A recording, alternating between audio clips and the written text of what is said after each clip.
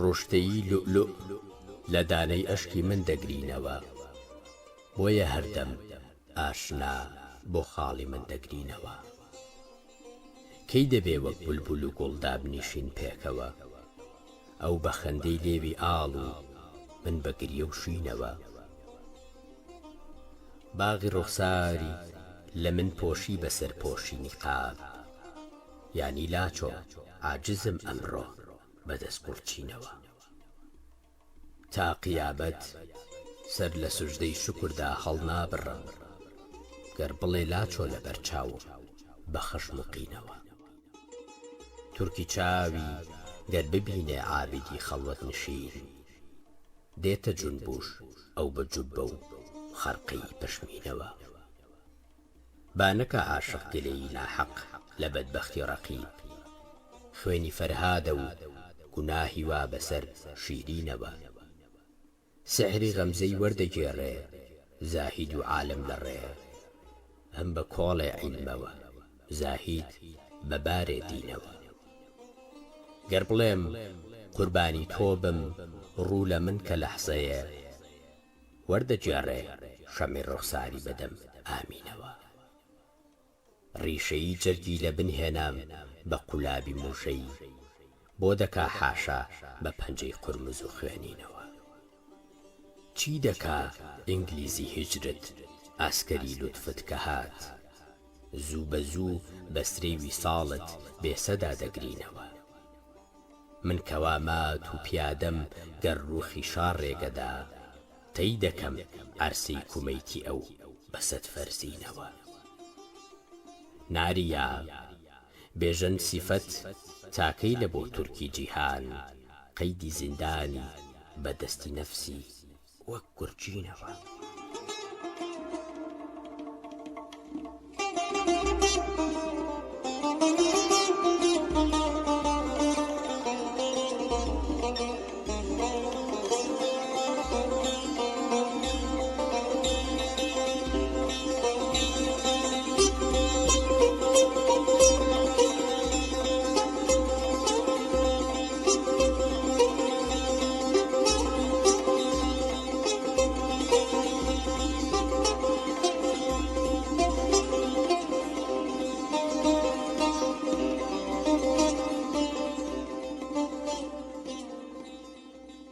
بولبولی دڵ بۆ خەیاڵی نوکتە پەردازیەکە، توخدا کێوا دەزانێ خونچە دەمڕازیکە.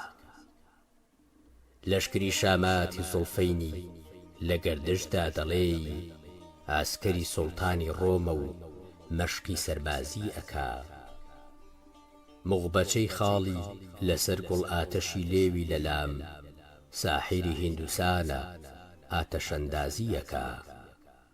بۆ لە سەردانم هەمیشە تیغی عیشوەی حازرە، من بە قوربانی بە شەهدی لێوی شانازی دەکا.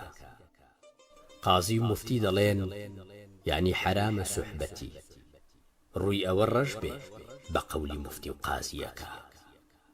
بێتە سەر ڕەوتی کومەیتی بەیتی خۆش تەعلیمی من، هەر کەسێ وا ئەسپی تەبعی فێرە ڕمبازی دەکا.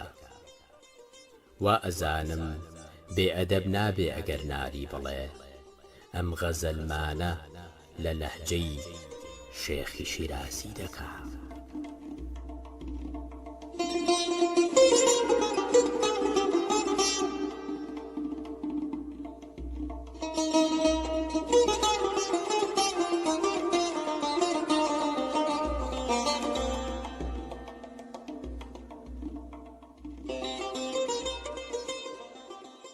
من خەیاڵم وەسڵ و تۆ فکرت فیراق، من بە تۆ مشتاق و تۆ بێ ئیشتیاق. چاوەکەم تاکەی لەگەڵ مەزلومی خۆت، غوسە پێدان و جەفادان و نیفاق. تێری عشق و چاوی مەستت کوشتمی، هەی خودا ڕەحمێ لە دەستی جووت و تاق.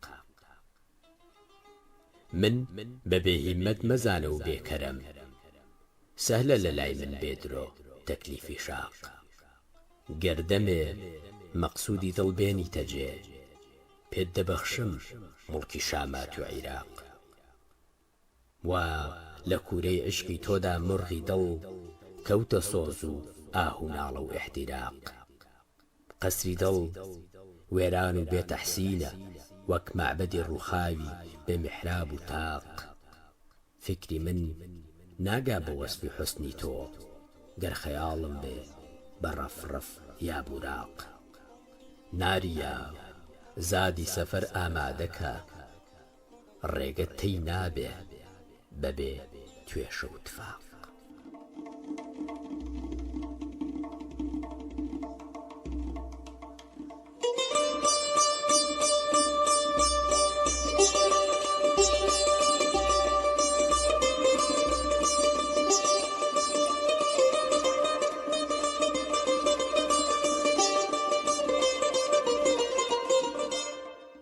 حجتي ملك لطيفي خطو خالي رؤيتي نوري إثباتي لتعفت نقش حلقي مويتي رمت يا تشينية يا لوحي منا يا سدف يا بآهي سرد عشق آو خوبستويتي پرچەمی جەزبەی دڵی کردم لە بۆ شعلەی ڕووخی ڕەهبەری ئاتەشپەرستی تووڕەیی جادوویەتی سەیری خەندەی لێوەکەی بۆ دڵنەوازی چی دەکا شەڕفرۆشی گەرچی ڕەسمی نێرگزی بەدخوویەتی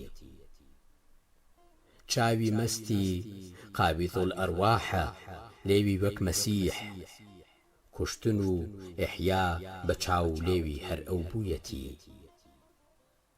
منعی قەد ناکەم لە خوێن خۆری کە شێوەی چاویە کوشتن و قەتلی بەناحەق کار و پیشەی زوویەتی نەشتەری غەمزەی لە جەرگمدا و بە گریەم پێکەنی خونچە پشکوتن بە شەونم عادەتی پێشوویەتی دیجلەیی سەیری سروشکم حەد و پایانی نەما شاهیدی بێغایەتی لیتە و قوڕی پێڵوویەتی قامەتی ناری بە کۆڵی میحنەتەوە خەم بووە تەختی پیشانی هەمیشە هەمدەمی زانیویەتی